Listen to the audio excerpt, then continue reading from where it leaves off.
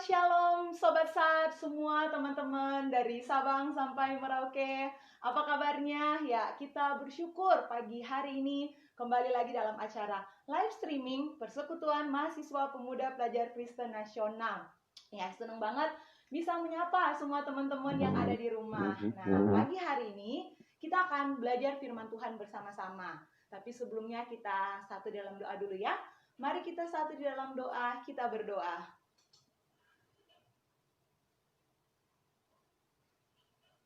Ya Tuhan, pada pagi hari ini, sungguh kami mengucap syukur ya Tuhan kepadamu untuk kesempatan yang Engkau berikan kepada kami. Ya Tuhan, pada pagi hari ini ya Tuhan, kami mau belajar akan firman-Mu. Biarlah ya Tuhan Engkau yang memberkati akan firman-Mu pada pagi hari ini. Dan biarlah Engkau yang berbicara di dalam hati kami, supaya kami dapat mengerti akan firman-Mu ya Tuhan. Terima kasih ya Tuhan, di dalam nama Tuhan Yesus kami berdoa dan mengucap syukur. Amin. Ya, teman-teman yang dikasihi oleh Tuhan Yesus Kristus, pada pagi hari ini kita akan membaca firman Tuhan yang terdapat di dalam Lukas pasalnya yang ke-15. Lukas pasalnya yang ke-15 ayatnya yang ke-20 sampai ayatnya yang ke-24. Lukas pasalnya yang ke-15 ayatnya yang ke-20 sampai ayatnya yang ke-24. Kalau teman-teman udah dapet ayatnya, bisa kita baca ya bersama-sama. 1, 2, 3. Maka bangkitlah ia dan pergi kepada bapaknya. Ketika ia masih jauh, ayahnya telah melihatnya. Lalu tergeraklah hatinya oleh belas kasihan. Ayahnya itu berlari mendapatkan dia, lalu merangkul dan mencium dia. Kata anak itu kepadanya, "Bapa, aku telah berdosa terhadap sorga dan terhadap Bapa. Aku tidak layak disebutkan anak Bapa." Tetapi ayah itu berkata kepada hamba-hambanya, "Lekaslah bawa kemari jubah yang terbaik. Pakaikanlah itu kepadanya, dan kenakanlah cincin pada jarinya dan sepatu pada kakinya. Dan ambillah anak lembu tambun itu, sembelilah dia, dan marilah kita makan dan bersuka cita." Ya, teman-teman yang dikasihi oleh Tuhan Yesus Kristus, pasti teman-teman di rumah punya satu benda, satu barang yang teman-teman bisa dikatakanlah sebagai barang kesayangan teman-teman ya.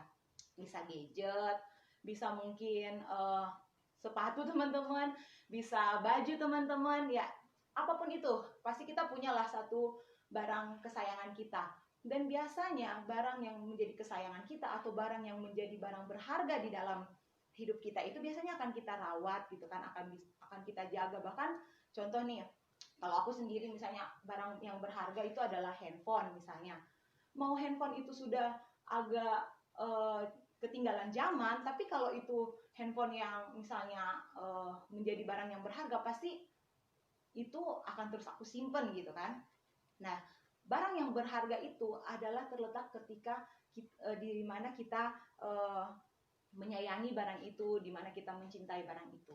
Nah, teman-teman yang dikasih oleh Tuhan Yesus, mungkin cerita tentang perumpamaan anak yang hilang udah sering banget teman-teman dengar, bener nggak? Udah sering teman-teman dengar mungkin dari sekolah minggu, udah sering diceritain gitu kan. Kemudian mungkin di ibadah komsel-komsel atau pemuda remaja, udah sering-sering teman-teman baca dan renungkan juga. Apa yang dapat kita belajar dari firman Tuhan pada pagi hari ini? Kita melihat bagaimana kalau kita baca di ayat-ayat sebelumnya ya teman-teman, seorang anak ini dia minta hartanya kepada bapaknya, baru dia pergi, habis itu dia menghambur-hamburkan hartanya. Kemudian setelah menghambur-hamburkan hartanya, ketika dia jatuh miskin, ketika dia sudah tidak berdaya lagi, dia ingat untuk kembali kepada bapaknya. Nah, teman-teman, sebagai seorang bapak, sebagai seorang ayah yang menghadapi anak seperti itu, tentu saja sebenarnya ayahnya berhak untuk marah pastinya gitu kan. Tetapi ada satu sikap berbeda yang ditunjukkan oleh ayah dari anak ini. Kita lihat pada ayatnya yang ke-20. Ketika ia masih jauh, ayahnya telah melihatnya. Lalu tergeraklah hatinya oleh belas kasihan. Nah, teman-teman yang dikasih oleh Tuhan Yesus Kristus, secara normal misalnya ya, bisa aja ayahnya mengusir anaknya, pergi kamu udah menghamburkan uang, kamu sudah menyakiti hati saya. Tetapi itu tidak dilakukan oleh ayah tersebut. Dalam perumpamaan ini ayah itu tergerak oleh belas kasihan. Nah, teman-teman yang dikasih oleh Tuhan Yesus Kristus, kenapa ayah ini tergerak oleh belas kasihan kepada anaknya? Yaitu karena anaknya itu begitu berharga bagi ayahnya itu. Bahkan melebihi seperti yang contoh yang di awal tadi, sebuah barang gitu kan. Ini anaknya adalah seseorang yang sangat berharga di dalam hati ayahnya.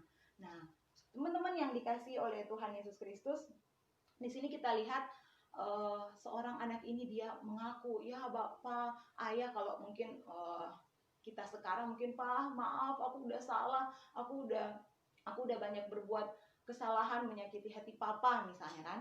Dan kita lihat respon daripada ayah ini, dia memeluk anaknya. Nah, teman-teman yang dikasih oleh Tuhan Yesus Kristus, kita melihat bahwa ayahnya tidak melihat akan kesalahan yang dilakukan oleh anaknya. Ayahnya tidak melihat dan memikirkan dan marah kepada anaknya. Nah, teman-teman yang dikasih oleh Tuhan Yesus Kristus, demikianlah juga kita. Kita sangat berharga di mata Tuhan. Tuhan tidak memandang dan tidak melihat seberapa besar kesalahan teman-teman. Ya, sebagai anak muda, ya pastilah kita ada yang namanya kesalahan, kita ada yang namanya dosa, gitu kan. Tetapi kalau kita memiliki sikap hati seperti seorang anak ini, yang mau datang kembali kepada Tuhan, mau sungguh-sungguh minta ampun kepada Tuhan, maka dia adalah Bapa yang sangat baik. Seperti dalam cerita ini, Bapa kita ya, Bapa yang mengasihi kita juga selalu menunggu kita untuk datang kepadanya, untuk kembali kepadanya. Nah, teman-teman yang dikasihi oleh Tuhan Yesus Kristus, pada pagi hari ini, kalau teman-teman merasa, iya ya, aku sebagai anak muda di masa-masa sekarang, aku kurang memberi hidup untuk Tuhan, aku banyak berbuat kesalahan, tapi aku mau kembali kepada Tuhan. Kembalilah kepada Tuhan. Tuhan sangat mengasihi saudara. Tuhan tidak melihat seberapa besar kejatuhan teman-teman. Tuhan tidak melihat seberapa besar dosa teman-teman. Asalkan kalau teman-teman mau datang kepada Tuhan, mau menyerahkan hidup teman-teman ke dalam tangan Tuhan, maka Dia adalah Tuhan yang dengan siap sedia membuka tangannya, merangkul teman-teman untuk datang kembali kepadanya. Nah, teman-teman, dari sini kita melihat bahwa betapa berharganya akan hidup kita. Nah, kalau kita sekarang tahu betapa berharganya hidup kita, mungkin teman-teman kadang, ya aku menjadi anak yang baik, mungkin aku menjadi anak yang baik, tapi aku kok merasa diri aku selalu kurang, dan selalu kurang. Aku misalnya teman-teman lihat, kok teman aku si A lebih pintar, kok teman aku si B dia lebih ganteng, teman aku si C dia lebih cantik. Kita merasa rendah diri dengan diri kita sendiri. Kita tidak bersyukur dengan apa yang ada pada diri kita. Kita kurang memahami dan kita kurang mengerti bahwa betapa berharganya hidup kita di hadapan Tuhan. Betapa berharganya kita. Nah, teman-teman, jangan seperti itu. Kita harus tahu dan harus selalu ingat bahwa hidup kita berharga di mata Tuhan. Ya, jadi teman-teman, hari ini kalau teman-teman mau kembali kepada Tuhan, teman-teman mau kembali semakin mengasihi Tuhan, teman-teman mau untuk, ya aku mau semakin untuk lebih lagi untuk mengasihi Tuhan dan mengasihi Tuhan tiap-tiap hari, teman-teman bisa datang kepada Tuhan. Teman-teman bisa datang kepada Tuhan. Dan kalau teman-teman merasa diri teman-teman, aku tidak seperti yang lainnya, merasa diri teman-teman tidak berharga, maka pada pagi hari ini, ingatlah bahwa teman-teman adalah sosok yang sangat berharga bagi Tuhan. Teman-teman adalah sosok yang sangat dikasihi oleh Tuhan. Teman-teman adalah sosok yang sangat dinanti-nantikan oleh Tuhan. Jadi pada pagi hari ini, firman Tuhan mengatakan kepada kita bahwa kita sangat berharga di mata Tuhan. Jadi berita hari ini menjadi suatu sukacita kepada kita bahwa kita adalah orang-orang yang dikasihi oleh Tuhan. Kita adalah orang-orang yang berharga di mata Tuhan. Nah, bagi teman-teman yang mau kembali kepada Tuhan, teman-teman yang mau kembali mengasihi Tuhan, mau kembali ke jalan Tuhan, teman-teman yang mungkin selama ini merasa, oh iya aku sudah salah nih menganggap diriku tidak berharga. Nah, teman-teman, kita akan berdoa bersama-sama. Teman-teman bisa ikuti ya doa saya. Kita akan berdoa bersama-sama. Kita berdoa. Mari ikuti doa saya dengan bersuara di tempat teman-teman berada ya. Kita berdoa. Tuhan Yesus, saya datang kepadamu. Saya mengaku akan segala dosa-dosa saya. Ampunilah saya ya Tuhan, dan masuklah di dalam hati saya, menjadi Tuhan dan juru selamat saya. Saya percaya mulai hari ini saya disebut anak Allah. Di dalam nama Tuhan Yesus, amin. Nah, teman-teman yang dikasihi oleh Tuhan, mungkin di sini ada lagi teman-teman yang udah rajin pelayanan, teman-teman yang udah semangat. Nah, pada saat ini ketika teman-teman mendengarkan firman Tuhan bahwa teman-teman itu sangat berharga di mata Tuhan, mari tambah semangat lagi mengasihi Tuhan, tambah semangat lagi melayani Tuhan, tambah semangat lagi mencari Tuhan tiap-tiap hari di dalam hidup teman-teman. Nah, karena apa? Ketika kita mengingat bahwa diri kita begitu berharga di mata Tuhan, maka kita akan menghargai akan setiap kasih Tuhan, penyertaan Tuhan, dan panggilan Tuhan di dalam hidup kita. Ya, buat teman-teman yang saat ini mungkin sudah semangat, tambah semangat lagi. Teman-teman yang sudah rajin, tambah rajin lagi mengikut Tuhan. Kita akan berdoa sekali lagi buat teman-teman yang mau semakin memperbaharui komitmen untuk semakin melayani Tuhan, untuk semakin mengasihi Tuhan, untuk semakin rajin mencari Tuhan, untuk semakin menyadari betapa berharganya diri teman-teman di hadapan Tuhan. Kita akan berdoa bersama-sama ya. Mari kita satu di dalam doa, kita berdoa. Ya Tuhan, pada pagi hari ini ya Tuhan, kami datang kepadamu ya Tuhan. Kami berdoa ya Tuhan bersama-sama ya Tuhan di setiap tempat kami masing-masing. Tuhan, lihatlah ya Tuhan akan setiap kami ya Tuhan. Kami mau semakin semangat ya Tuhan mengikut Tuhan. Kami mau semangat ya Tuhan melayani Tuhan. Kami ya Tuhan mau semakin semangat lagi ya Tuhan di dalam ya Tuhan melakukan apa yang menjadi kehendak Tuhan di dalam hidup kami. Dan kami bersyukur ya Tuhan untuk pagi hari ini. Kalau ya Tuhan, Tuhan menjadikan hidup kami berharga ya Tuhan di mata Tuhan. Terima kasih ya Tuhan, kami mengucap syukur kepadamu di dalam nama Tuhan Yesus. Amin. Amin ya teman-teman. Mulai sekarang awali teman-teman tiap-tiap hari dengan bersukacita karena hidup kita berharga di mata Tuhan. Kita akan melanjutkan dengan doa kesembuhan yang akan dibawakan oleh teman saya.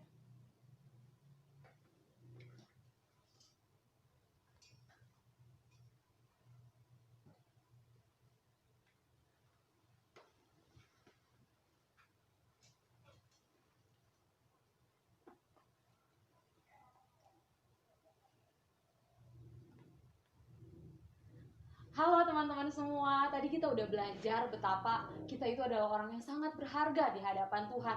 Bagaimana kita berharga bukan karena kita baik ataupun bukan karena segala hal yang baik yang telah kita lakukan, tapi kita berharga karena Tuhan mengasihi kita, karena Tuhan mau menunggu kita. Sekarang kita akan belajar satu firman Tuhan, kita akan membaca satu ayat firman Tuhan, kita akan melihat bagaimana Tuhan mengadakan satu mujizat kesembuhan pada saat Tuhan Yesus ada di dunia, datang ke dunia ini. Kita baca satu firman Tuhan dalam Matius 20 ayatnya yang ke-29 sampai ayatnya yang 34.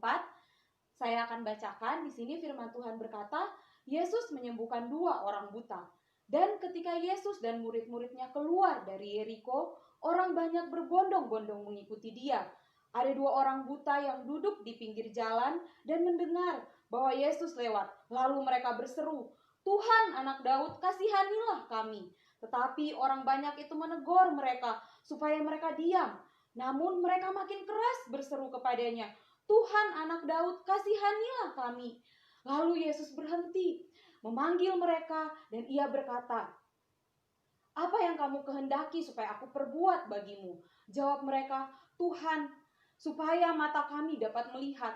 Maka tergeraklah hati Yesus dengan belas kasihan, lalu ia menjamah mata mereka, dan ketika itu juga mereka melihat lalu mengikuti dia. Di sini teman-teman, kalau kita melihat akan firman Tuhan hari ini, kita dapat melihat iman yang begitu besar daripada kedua orang buta ini. Bagaimana ketika mereka berteriak pertama kali, Tuhan sembuhkanlah saya. Tapi di saat itu Tuhan tidak mendengar mereka, tetapi malah banyak orang yang menyuruh mereka untuk diam. Mungkin saat ini teman-teman sedang mengalami satu penyakit yang mungkin sudah lama teman-teman alami, atau bahkan mungkin teman-teman sudah ke dokter, tapi kata dokter mungkin itu sangat sulit disembuhkan. Percayalah teman-teman, sama seperti kedua orang buta ini, yang ketika orang-orang menyuruh mereka diam, di saat itulah mereka berteriak semakin kencang kepada Tuhan, dan memiliki iman semakin kencang kepada Tuhan.